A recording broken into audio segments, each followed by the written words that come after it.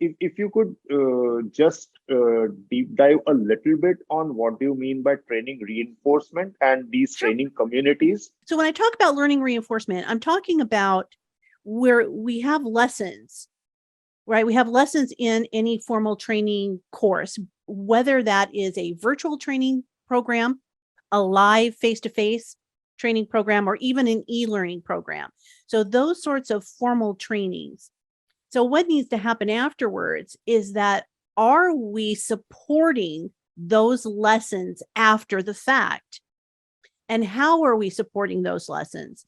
So what we advocate is a drip feed approach, not unlike Mhm. marketing, right? So you have this drip feed approach afterwards where you're sending an email to them, perhaps. Let's just say email. So we're sending an email to the participants afterwards that say, here's a 2-minute video that reinforces XYZ lesson that you learned. So, and here's an article for you to read, and here's a checklist for you to use. And don't forget this lesson. And so you send out several of those emails over the course of several weeks after the training event occurs.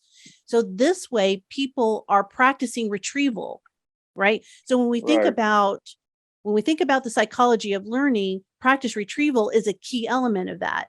So people store that information and then they pull it out of storage, they use it, and then they put it back into storage.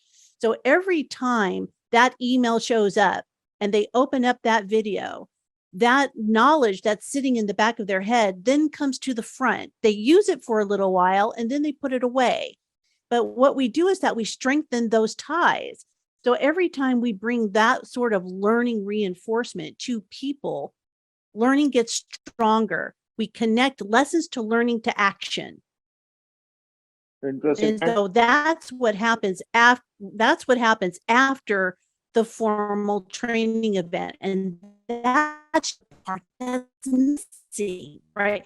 And that's the disruption that we talk about, is it's not just the classroom, it's what happens after the classroom.